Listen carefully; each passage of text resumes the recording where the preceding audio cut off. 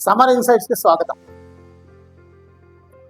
మిత్రులారా, ఈ ఛానల్ మీకు నచ్చినట్టయితే సబ్స్క్రైబ్ చేసుకోండి, మీ బంధుమిత్రులకు షేర్ చేయండి, అలాగే బెల్ ఐకాన్ని క్లిక్ చేయండి. వై కాశ్మీర్ బ్లీడింగ్ అనే టాపిక్లో ఈరోజు మనం రెండవ ఎపిసోడ్ మాట్లాడుకుంటున్నాం. ఒక యుద్ధం మనం గెలిచిన తర్వాత ఓడిన పరిస్థితి 1947 చివరి దశలో ఆపరేషన్ గుల్మార్గ్, ఆపరేషన్ గల్వాన్ అని రెండు ఆపరేషన్స్ని మన ఆర్మీ చేపట్టి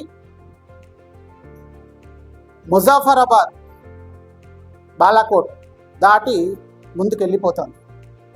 అప్పుడు వాళ్ళకి ప్రభుత్వం దగ్గర నుంచి ఒక ఉత్తర్వు వచ్చింది, ఒక ఆదేశం వచ్చింది. ఏంటంటే స్టాప్. యుఎన్ఓ దగ్గర నుంచి వచ్చిన రిక్వెస్ట్ కాదు, మన ప్రభుత్వం, మన భారతదేశ ప్రభుత్వం సైన్యానికి పంపిన ఆదేశం.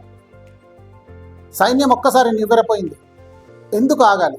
ఎందుకు అంటే ఇంకా కొద్ది దూరం వెళ్తే పూర్తి కశ్మీర్ మన చేతిలోకి వచ్చేస్తుంది. అప్పుడు ఇంకా పిఓ, పాకిస్తాన్ ఆక్యుపైడ్ కశ్మీర్ అనేదే ఉండదు, లైన్ ఆఫ్ కంట్రోల్ ఉండదు. అంటే ఆ ఒక్క ఆదేశంతో కాశ్మీర్ ఆ రోజు నుండి ఈ రోజు వరకు రక్తధారల్ని చిందిస్తుంది. ఆ రక్తధారలు భారతదేశం అంతా వ్యాపించి కన్యాకుమారి వరకు కారుతున్నాయి. ఆ నిర్ణయం దేనివల్ల వచ్చింది? అప్పుడు లార్డ్ మౌంట్ బాటన్ మనకి తాత్కాలిక గవర్నర్ జనరల్. అది రెండు దేశాలకి, భారతదేశానికి, పాకిస్తాన్కి కూడా.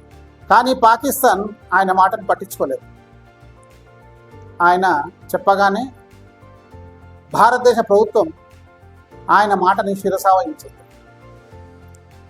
ఎందుకు అలా చేయాల్సి వచ్చిందంటే లార్డ్ మౌంట్ బాటన్ భార్య ఎడ్వినా మౌంట్ బాటన్కి అప్పటి ప్రధానమంత్రి నెహ్రూకు ఉన్న సంబంధాలు. ఇదేదో గాలి మాటలు కాదు మిత్రులారా.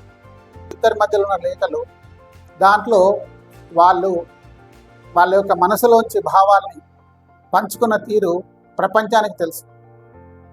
ఆ లేఖలన్నీ కూడా బహిర్గతమయ్యాయి.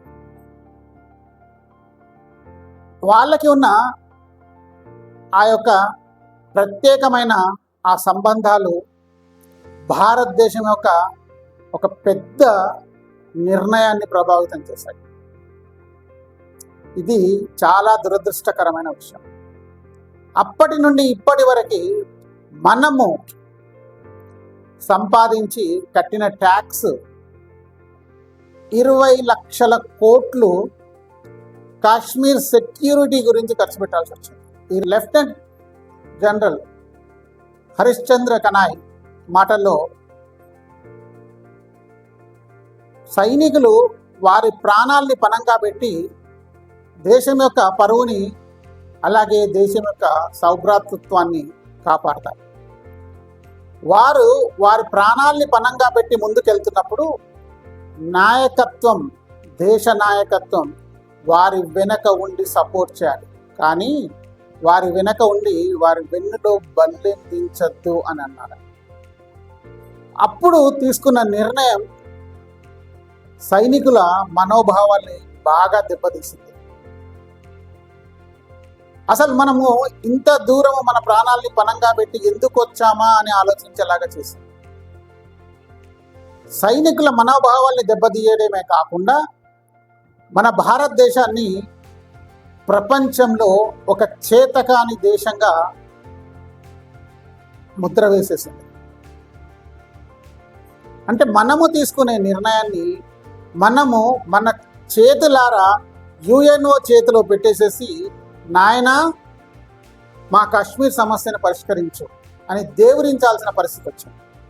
ఇప్పటికీ ఎన్ని చర్చలు జరిగినా పాకిస్తాన్ ఆక్యుపైడ్ కాశ్మీర్ వాళ్ళ చేతిలోనే ఉంది, లైన్ ఆఫ్ కంట్రోల్ అక్కడే ఉంది. మనము మన ట్యాక్స్ డబ్బుల్ని ఖర్చు పెడుతూనే ఉన్నాం. మన సైనికులు వాళ్ళ యొక్క రక్తాన్ని చిందిస్తూనే ఉన్నారు, వాళ్ళ యొక్క ప్రాణాలని పణంగా పెడుతూనే ఉన్నారు. ప్రపంచంలో ఒక దేశాన్ని వారి వ్యక్తిగత సంబంధాలు ఒక దేశ భవిష్యత్తుని నిర్ణయించే పరిస్థితికి ఎలా వస్తాయి అనేది ఈ ఒక్క నిర్ణయం తెలియజేస్తుంది. ఈ వీడియో మీకు నచ్చినట్టయితే సబ్స్క్రైబ్ చేయండి, మీ బంధుమిత్రులకు షేర్ చేయండి, అలాగే బెల్ ఐకాన్ని క్లిక్ చేయండి. జై హింద్, జై భారత్, వందే మాతరం.